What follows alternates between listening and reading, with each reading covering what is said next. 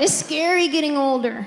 It's scary for women getting older. Because men, if you get gray hair, that's sexy. That's salt and pepper. Hey. Women, we get gray hair and it's like, oh, what happened? That's not fair. I gotta start changing some things about my life. I can't keep shopping at the same stores I used to shop at. Like Forever 21? No, you're not. Turns out that was a lie. I cannot be in line behind some 21-year-old buying the same dress as her. She's out here living her best life. I'm trying to remember to take my vitamins. We like the same dress for different reasons. She's like, ooh, has pockets for my ID. I'm like, ooh, pockets for my Tums.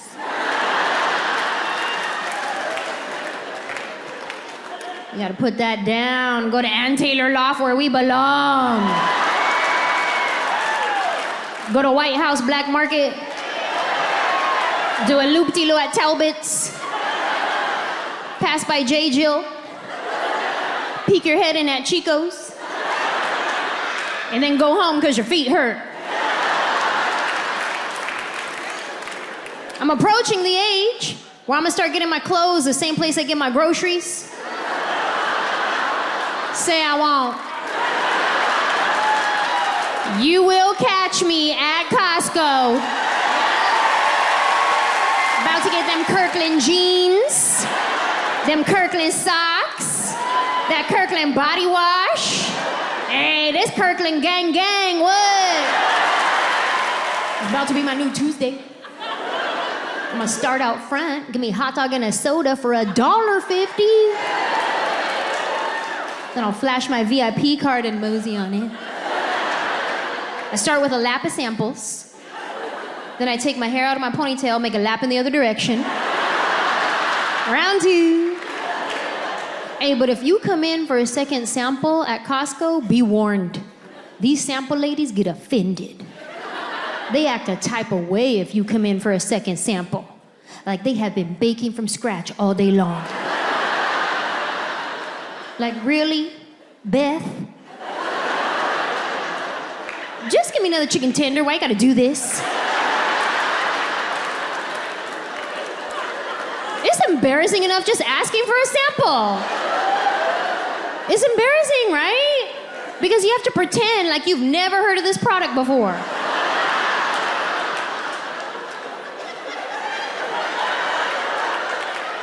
You said it's a tender?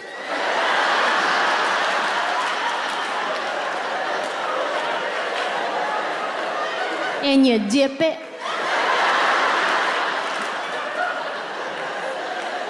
Sure, I'll try one. I be coming up with lies just to get a second sample. I do. I'll be like, I'm sorry, can I get another one for my husband who's really hungry? Where is he? Oh, he's at home. I forget that I'm a little bit famous and sometimes people recognize me because one time I came in for a second sample and the sample lady was like, I've seen y'all. I was like, on TV? She goes, no, this is your third time. Mind your business, Beth.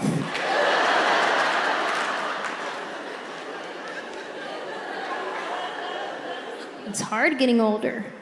There's too many acronyms to keep up with now. Like my friend texted me the other day, she was like, TLDR. I was like, what's that? She said, too long, didn't read. I was like, oh, well, too short, didn't understand. I know BRB and LOL, that's it. And I have come to realize that I am far too generous with my LOLs. LOL has become a common courtesy. It's just a thing you say. Like another common courtesy, if somebody's next to you and they sneeze, what do you say? Bless you. But are you really blessing them from God? No, it's just a thing you say. When your friend texts you and they're trying to be funny, what do you say?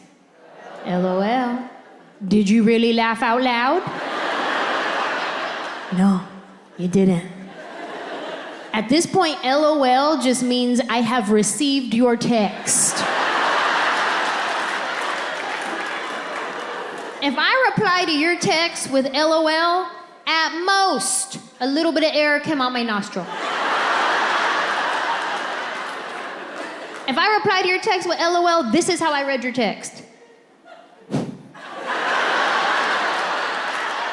Like, it was funny, but I don't know how to type back.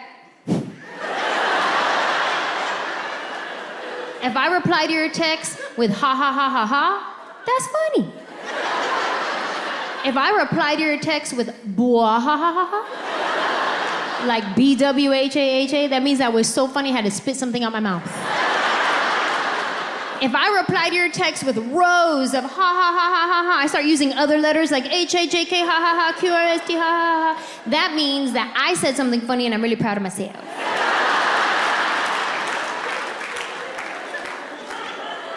It's hard getting older. But no matter how old I get, I will always be younger than my sister, okay?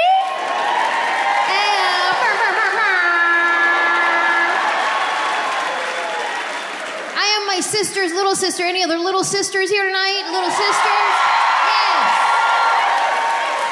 Yes. Dare I say the little sister is the best sister? Probably because the older sister is exhausted from having to raise the rest of us. Right? Because when mom was at work, she had to cook, she had to clean, she gave herself spanking privileges. My sister was stressed out by the time she was 13.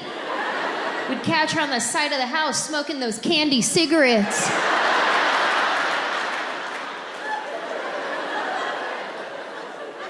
There was a dark period of time where she was going through about 6 packs a day. Probably because those things only had 1 puff of smoke in each cigarette. Those were some wild times, man. We'd be at the ice cream truck ordering fake cigarettes, fake chewing tobacco. I was 9 years old doing lines of lemon salt on my hand. Wild. I am my sister's little sister. We grew up best friends. We're still best friends. I talk to my sister like 5 times a day, which is great for me, not so much for her because she has a real job. And I call her when she's at work, so she answers the phone in her work voice. Hello. I go, hi. What's up? Oh, nothing. What are you doing? I'm working. Dang, you work every day? Mm-hmm. Oh, all right then. Anyway, I was watching this show last night. It was real good, but then I fell asleep and I had the craziest dream. I was hiking up this mountain and there were these little birds in my shoe that kept chirping at me. Then I get to the top of the mountain and grandma's house is there, but not grandma from San Jose, grandma from Reno. And I was like, dang, that's crazy. Anyway, what are you doing? Still working. Okay, call me later, bye. And I hang up. Only she doesn't call me later. So I have to call her later. But she's at work. I don't want to be a pest. So I give it like at least an hour. Then I call her back. Now she answers the phone. No more work voice. Now she has deadlines. She has things to do. Now she answers the phone. What's up? Oh. Real quick, do you remember when Dad used to take us camping? Yeah? And remember how we always used to have those Dorito sandwiches with pickles in the middle? Yeah? Those are good, huh?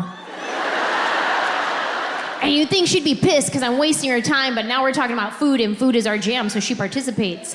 Those were so good. I haven't thought about those in forever. I know. Do you ever think about Chef Boyardee raviolis? Yeah? Do you ever think about fish sticks? Yeah? Okay, I'll call you later. Bye. If I ever call my sister and she doesn't answer the phone, I automatically assume it was a mistake. She left her phone in the bathroom. I should definitely call her right back. And if she still doesn't answer the phone, then I wait for the text message from her that says, on a conference call, what's up? If I don't get the on a conference call, what's up text, then I know for a fact she's probably being attacked and I should definitely call her till she answers the phone. But she loves it though, you know what I mean? Especially when she's real busy at work, I'm like a breath of fresh air.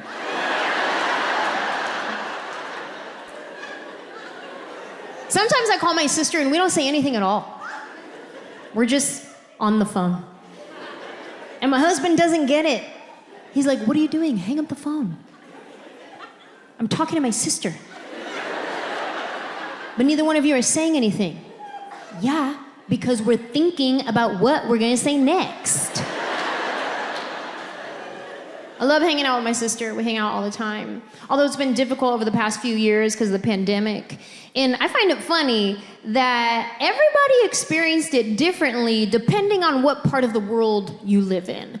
Like I remember when things first started going down in 2020, we were watching the news and it was like everybody in Italy was dying. Everybody in Spain had to stay in the house. Everybody in Florida was on spring break whole time. Just wildin'. I don't even know if they heard about COVID. Cause they were at the club every night like, hey, I'm a savage, yeah. Blashy, blushy, blashy, yeah.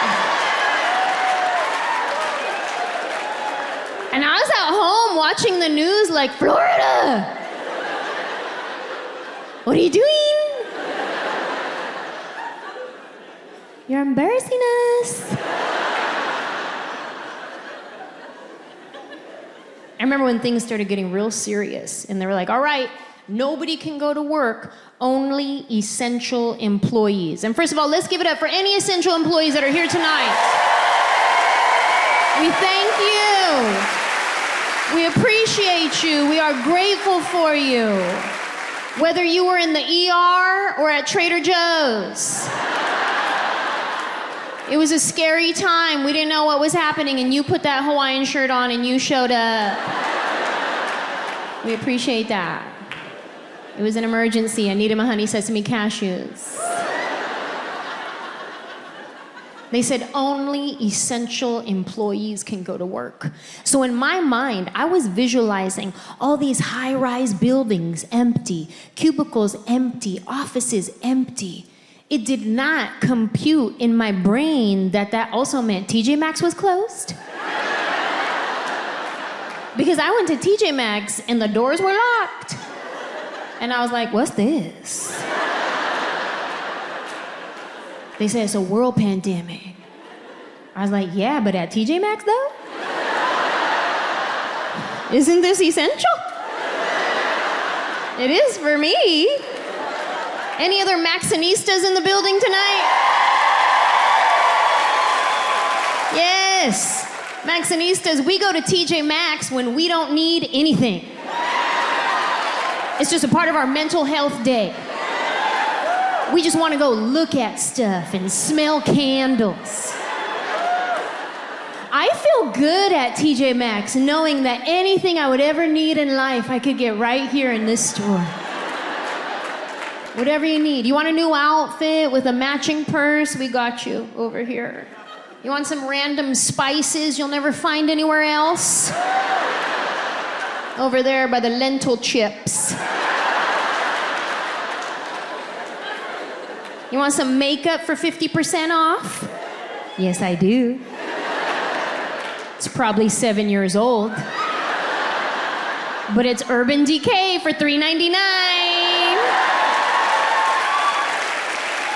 By that point, it has Urban Decayed all the way. It's as if TJ Maxx was saying, here, you throw this away.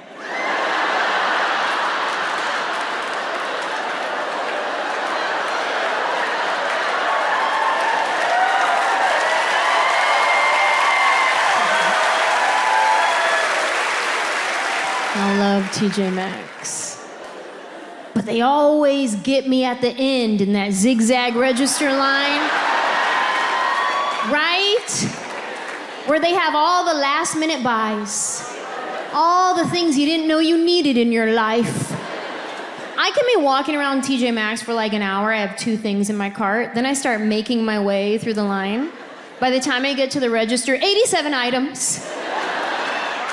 All right here in the home stretch, you start walking through, you're like, oh wow, candles, coffee mugs, dog treats, slippers, wow. And then the line starts moving too fast. You're like, wait, I didn't get to see everything yet, hold on.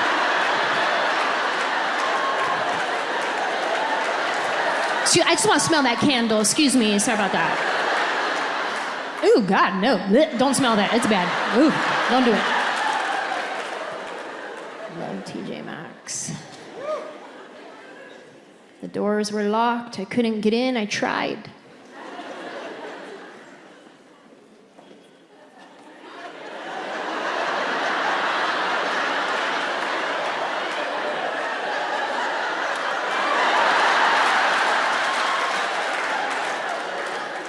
It's 2 o'clock. This is getting serious. A lot has changed since COVID. Globally, on a world scale, things have changed. But even individually, in our own lives, we have all experienced change in some way. Like, I know people who have quit their careers, quit the gym, quit their marriage. A lot of divorces in 2020. People were like, whoa, whoa, whoa, I didn't sign up for all this. Actually, you did, till death do us part. Yeah, but every day, though?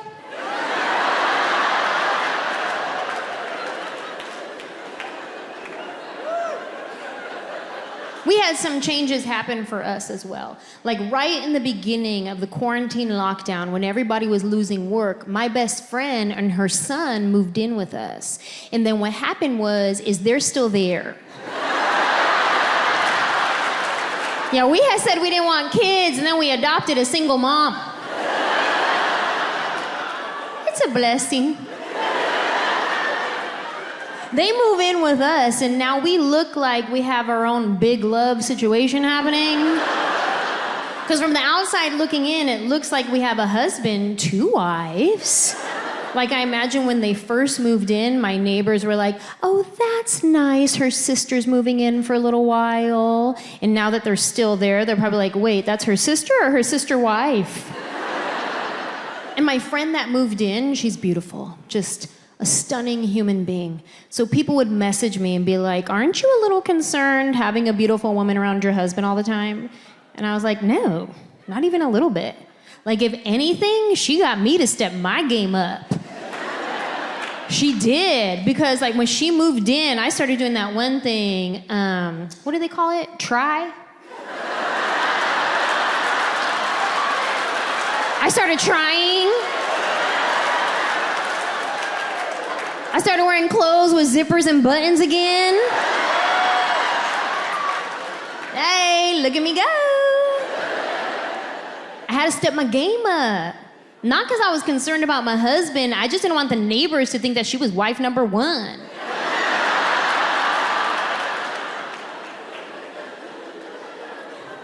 Her son Elijah, he was 10 years old when they first moved in. And he's used to being parented by one person. A single mom who's doing the best she can. So he knew how to work the system.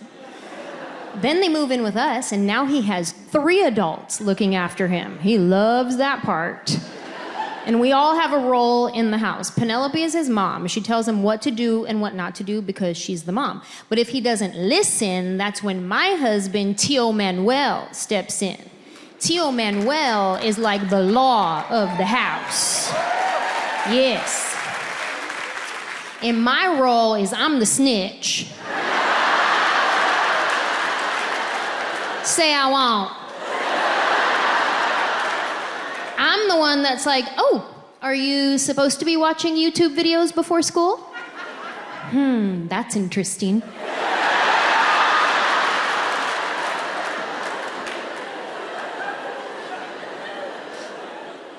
I love Elijah. I'm very close with Elijah. I'm his godmother. I'm Nina. So we have the auntie-nephew relationship.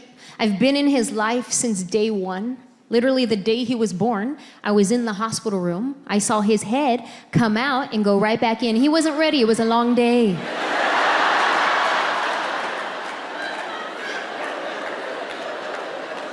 I love Elijah. We're very close. He's my godson. But something happened. When they moved in, our dynamic shifted to be more like siblings who fight. And I realized we were both fighting for attention. He's used to having his mom's attention all to himself. Then they move in with us, and I'm like, my best friend lives with me. We're gonna hang out every day. This is gonna be great. So now I'm the thing in his way. But he's also the thing in my way. He doesn't have siblings, so he doesn't know how to share. I don't have kids. I don't know how to share. So now we just bump heads. Sometimes Elijah and I will have good conversations with each other, but other times I just see him in the hallway and check him.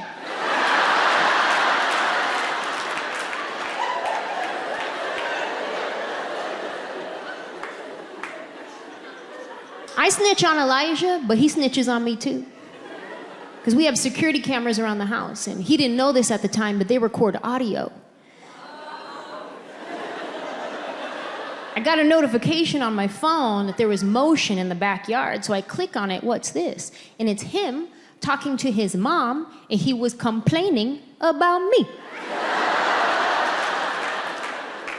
I'll tell you guys what happened right before that. Give you a little bit of backstory. We were in the kitchen.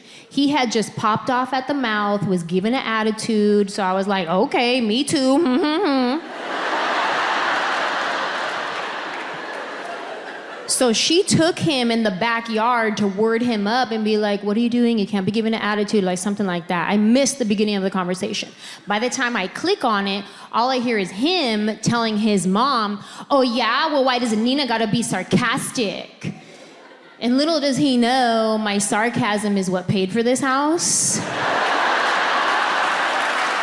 So you're welcome.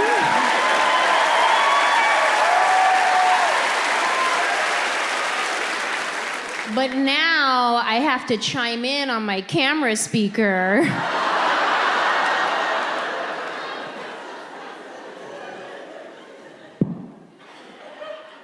Oh yeah, I'm sarcastic? That hurt your feelings? Well, if Nina stops being sarcastic, you start being homeless.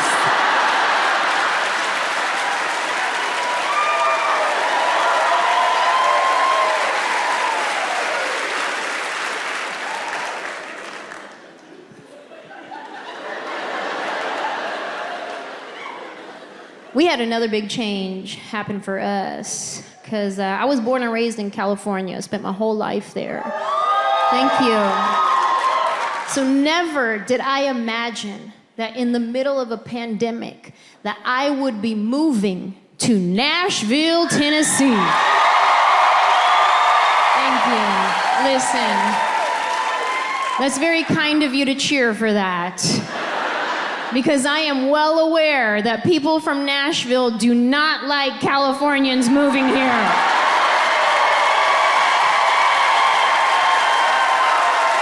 And hey, I get it. Me either. Let's cut it off after me. This is getting ridiculous. House prices are through the roof. Traffic is insane. This is not the Nashville I remember moving to.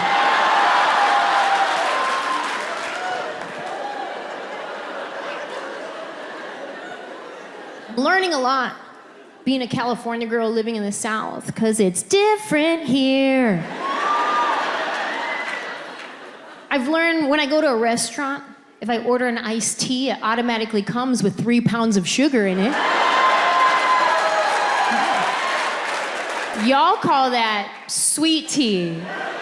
We call it diabetes.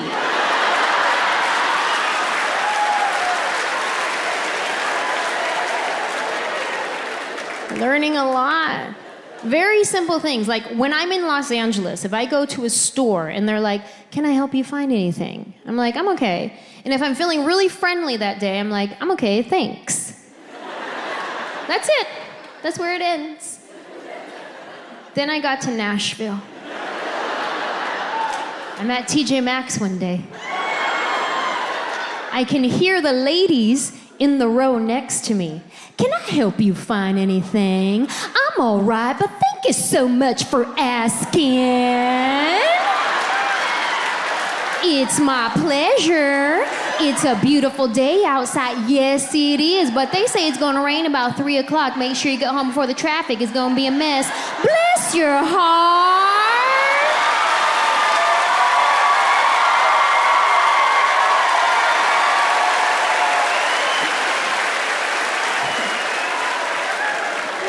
I was like, ooh, I don't know if I have energy for the South. I don't know how to do it. Like, who stops talking first? Then I look around the corner and neither one of them even worked there.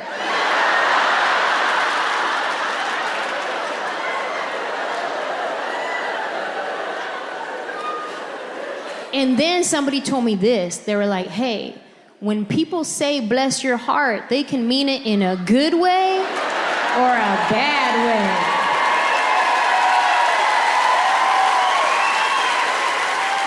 And I was like, what? Like, how you do a bad bless? And they're like, no, trust me, sometimes that's not what they mean. So now, anytime somebody tells me bless your heart, just to be safe, I reply with, bless your heart. Yeah, I wish you would bless my heart. Bless it again, go ahead.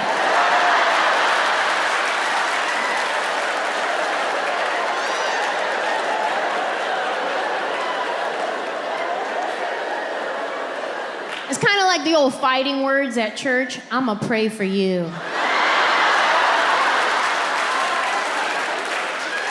Oh, that's funny, because I'm already praying for you. Yeah, you've been on my prayer wall. About to lay hands on you too, say I won't.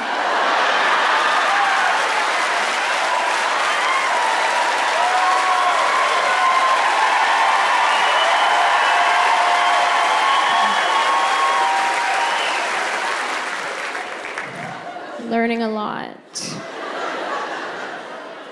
When we first got to Nashville, we were trying to figure out what part of the city we wanted to live in. Like, where do we fit in? Where do we vibe with? Finding out this county has good schools, this county doesn't. This county believes in COVID, this county doesn't.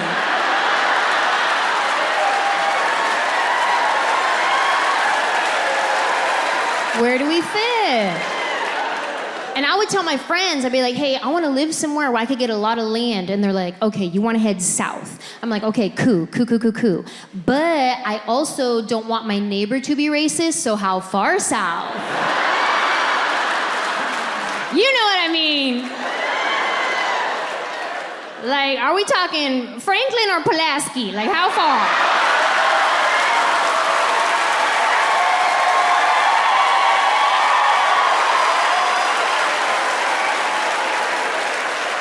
Because when you get to the deep, deep South, it's scary. I've seen movies. I'm not trying to do that. I mean, if they have a TJ Maxx there, I will pray about it. And I'm a good neighbor. Like State Farm, I'm there. I love my neighbors. I'm the one that has everybody's phone number. And if I haven't seen you in a while, I will send you a text. Are you good? Do I need to do a welfare check? I got your back. Because I love my neighbors. Every holiday season, I'm gonna get my neighbors a gift. Not the whole neighborhood, just the houses I can see from my front window. Because I love my neighbors, as long as they love me. And I know that's not how the Bible verse goes. But that is my interpretation. This is not the new King James version. This is a new Queen Anjelah version. This is Anjelah 5:14. Do unto me as you want to get done. That's how you say amen in my Bible.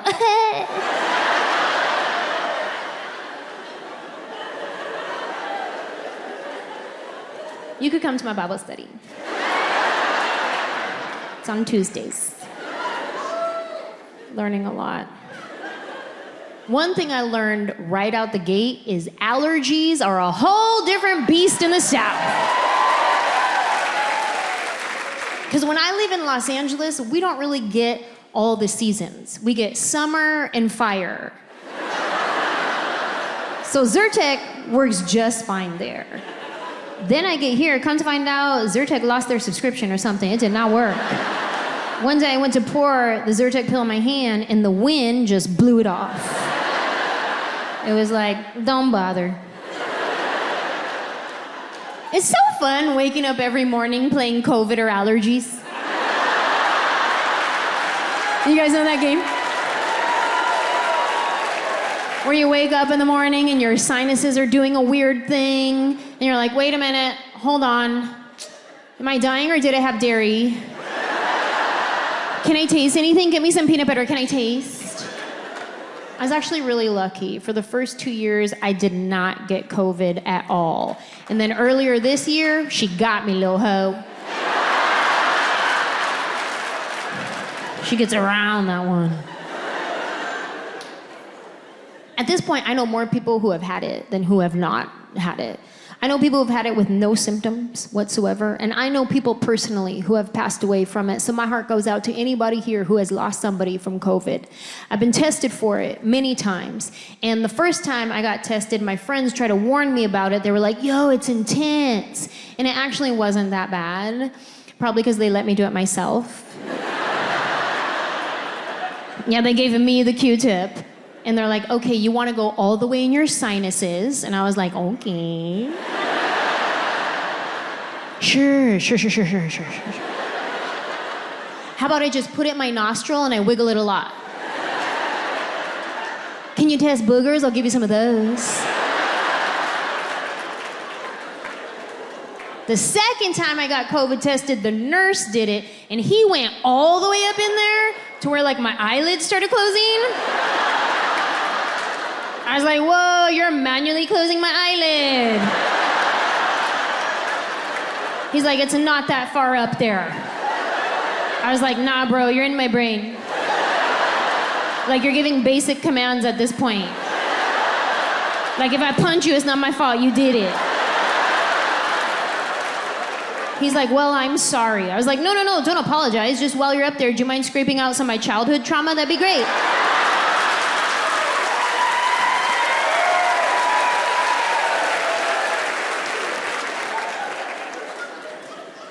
Could you imagine if that was a real option? Get your childhood trauma scraped out with a COVID test. You'd catch me at the CVS pharmacy drive-thru like once a week.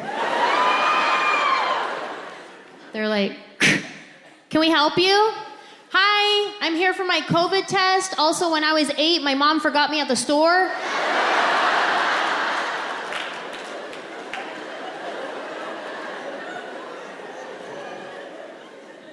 Another thing I've learned living in the South is the bugs are bigger. Y'all got some Nashville geographic stuff happening here. Like in California, we have bugs, but our bugs are killed.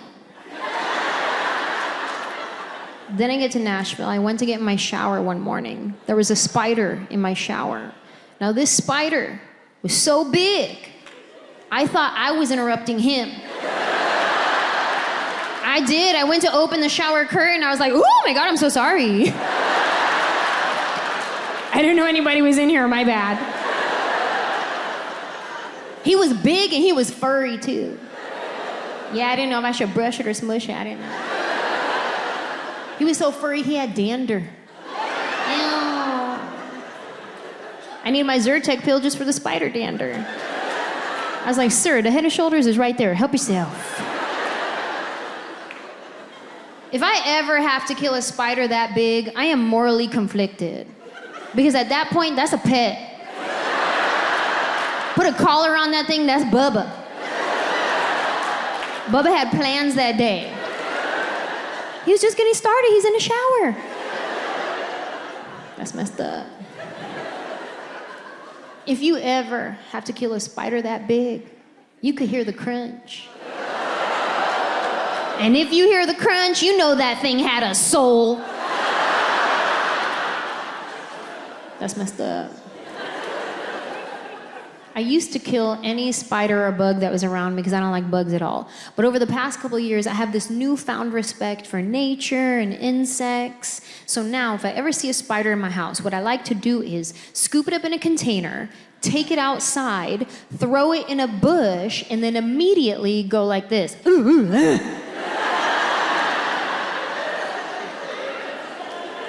But if I'm left with no choice and I have to kill a spider, I now like to start with an apology. Listen, sir. I know you weren't expecting this today. I'll be honest, neither was I.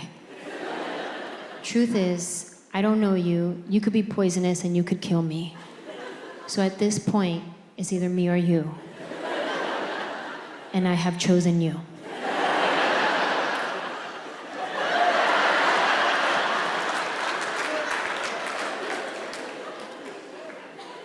There was this one night, I was home alone, by myself. Because that's what home alone means. And I was watching The Night Stalker. Did you guys see that one? The documentary about the serial killer that was in Southern California, like back in the 80s. So I'm home alone watching this show, super creepy. Episode's done, I turn the TV off, and all of a sudden, I hear this on my front window. I said, nope.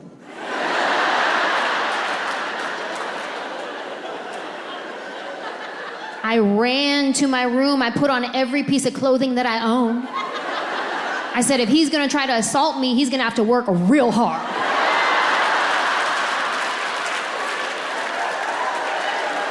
I don't have no weapons in the house. What's my self-defense weapon? Denim, 3 pair.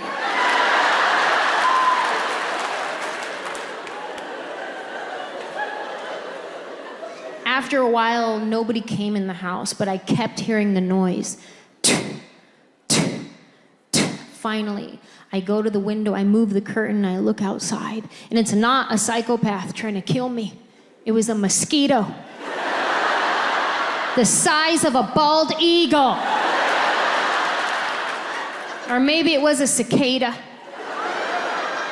I don't know. I never seen a cicada in my life, but everybody kept telling me, oh, it's cicada season. Maybe it was one of those. Maybe it was a mix of both. Maybe it was a mosquito. I don't know. Some Nashville Geographic stuff happening. This was the kicker for me, though. There was one night I was driving home, and I'm pulling into my driveway, and what do I see? A snake slithering across. That's where I draw the line right there. That's where I was like, all right, you know what, Nashville? Bless your heart.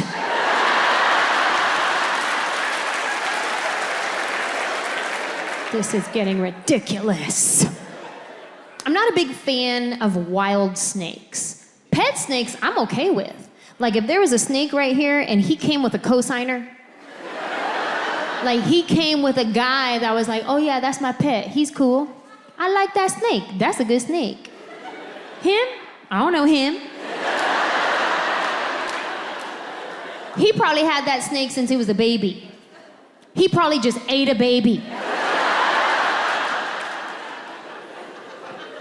Pet snakes, I'm okay with. Like, you know how sometimes you go to a real touristy area and there'll be that one guy with like a 100-pound snake around his neck, and he's just walking around. He's like, yeah, you want to take a picture with my snake?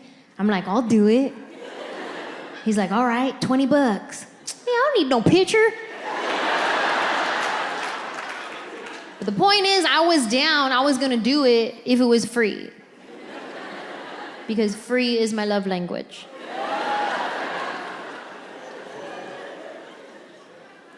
Learning a lot. Being a California girl, living in the South, I actually had my very first tornado warning experience. And like I said, I'm from California. We don't get tornadoes in California. We get earthquakes. Now, earthquakes are scary for people who have never experienced one. But actually, they're not that bad. To be honest, I will take an earthquake over a tornado any day. Like, let me tell you, give me a 3.5, a solid 4, I will ride that quake like, hey.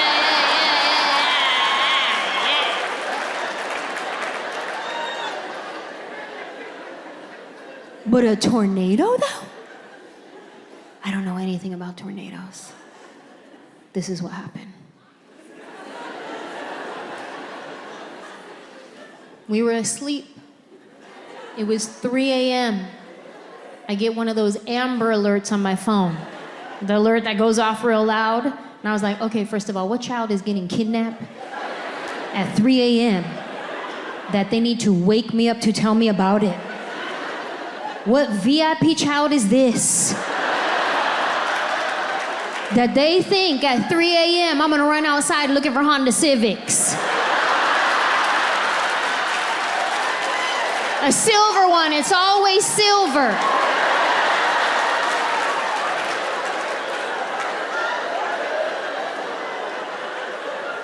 I check my phone. Whose kid is this? And it says, tornado warning, take cover now in a basement. Ooh, my heart started beating so fast. I said, oh my God, do we even have a basement? I don't even know. Because I'm from California, we don't do basements in California. That's dangerous because there could be an earthquake. I wake up my husband, I was like, babe, we got an alert on the phone. It says there's gonna be a tornado. We gotta go in the basement. Do we have a basement? Now, my husband is an Army brat. He grew up everywhere. He spent a lot of time in Kansas, and he was like, oh, we used to get these all the time. Don't even worry about it. Just go back to sleep.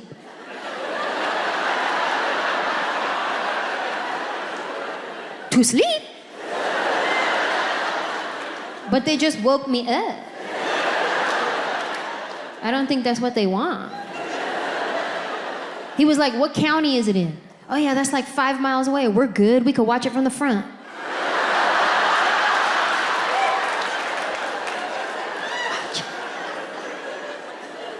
He went back to sleep.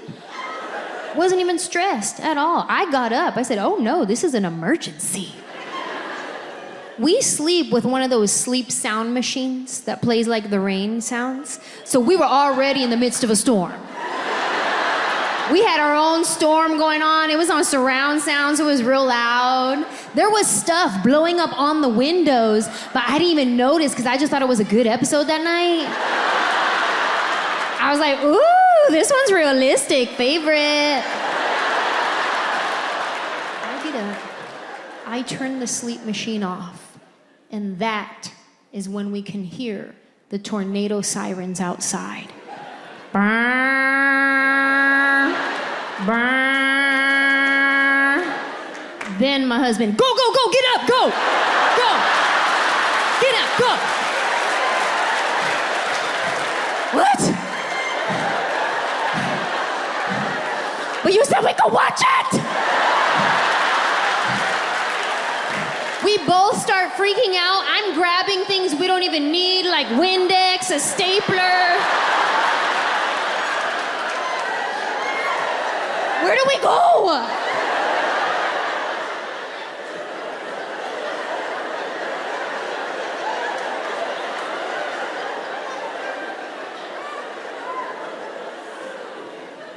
Turns out we do have a basement. Guess where it is? Outside. Like we're in the Wizard of Oz. We keep it locked for safety. And we keep the key in the junk drawer in the kitchen. You highly underestimate what you consider junk until you're in an emergency situation. Now, I don't know how you guys keep your junk drawers at home. Maybe you're highly organized. I open up my drawer, I gotta sift through a bunch of dead batteries, expired coupons, hella rubber bands. We don't even use rubber bands. But every time we get one, we gotta save it. Why? What is so sacred about a rubber band that we can't throw it away? Whether it came wrapped around the newspaper or asparagus, it's in the drawer now.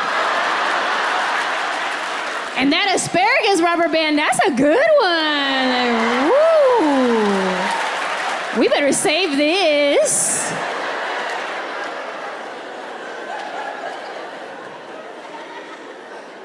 Got about 86 keys in here. We don't even have 86 locks. Finally find the basement key. We go outside, unlock the door, get down into the basement, and that is when we realize that we are fully unprepared for this situation. We have no emergency necessities down there. No water, no food, no batteries, nothing. Just me, my husband, and hella spiders. And they were all looking at me real suspect-like too. Like they recognize me.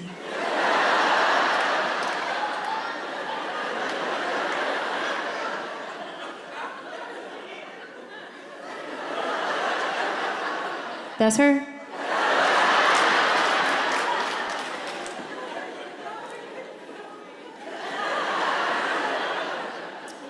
Listen, ma'am. I know you weren't expecting this today.